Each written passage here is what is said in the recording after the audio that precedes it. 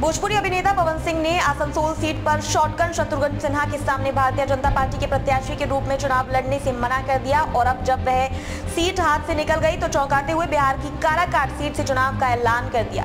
क्यों काराकाट ही क्यों? क्या सिर्फ भोजपुरी प्रशंसकों का क्षेत्र होने के कारण? उस हिसाब से तो वह अपनी पसंदीदा आरा सीट से भी चुनाव लड़ सकते, या उस हिसाब से बक्सर भी बुरा संकल्प नहीं। लेकिन इन दो विकल्पों को नकार कर रोहतास जिले के काराकाट संसदीय क्षेत्र की घोषणा करना बहुत बड़ा सवाल है, क्योंकि इकलौती सीट राष्ट्रीय जनतांत्रिक गठबंधन ने राष्ट्रीय लोकमार्च के उपेंद्र कुशवाहा के लिए छोड़ी थी। भाजपा से जुड़े पवन सिंह बगावत कर काराकाट से उतर गए तो उसी तरह का संदेश जाएगा जैसा 2020 के विधानसभा चुनाव में मुख्यमंत्री नीतीश कुमार की पार्टी जनता दल यूनाइटेड के खिलाफ चिराग पासवान की पार्टी के प्रत्याशियों के उतरने पर गया था। काराकाट सीट महागठबंधन में भारतीय कम्युनिस्ट पार्टी मार्क्सवादी लेनिनवादी लिबरेशन के खाते में है।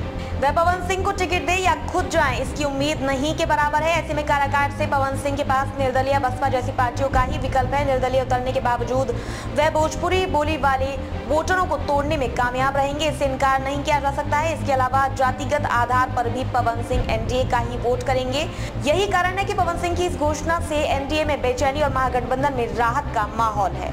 भाजपा के कुछ दिग्गजों ने इस सवाल पर नाम नहीं छापने की शर्त पर कहा कि इससे गलत संदेश जाएगा, इसलिए पवन सिंह को मनाने का प्रयास किया जाएगा। अगर पवन सिंह अडिग रह गए तो कुशवाहा का असहज होना स्वाभाविक है। ऐसे में इसे पवन सिंह की मजबूरी से ज्यादा भाजपा की रणनीति कहा जाएगा, जो एनडीए के लिए मुसीबत वाला होगा। काराकाट लोकसभा सीट रोहतास जिले में है। यहाँ से 2019 के लोकसभा चुनाव में जनता दल यूनाइटेड के महाबली सिंह ने तब महागठबंधन में रहे उपेंद्र कुशवाहा को लगभग 85,000 मतों से हराया था। इस बार कुशवाहा वापस एनडीए में है और उनकी पसंदीदा काराकाट सीट भाजपा ने जदयू से लेकर उन्हें दी। मतलब यहाँ से जदयू के सांसद बेटिकट हुए। पिछली जीत के आधार पर कह सकते हैं कि सीट पर एनडीए का प्रभाव है और पिछली हार के आधार पर कहा जा सकता है कि उपेंद्र कुशवाहा का अपना अस्तित्व भी यहाँ मजबूत है।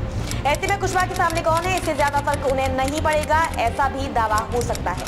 वैसे इससे ज्यादा फर्क इस बात से पड़ेगा कि पवन सिंह अपने प्रभाव वाली भाजपाई सीटों को छोड़ एनडीए के सहयोगी और इकलौती सीट पर लड़ने का मौका हासिल करने वाले कुशवाहा को परेशान करने उतर रहे हैं। अब तक के लिए बस इतना ही। फिर होगी आपसे मुलाकात ऐसी एक और बड़ी खबर के साथ। तब तक के लिए नमस्कार और देखते रहिए जनक बात।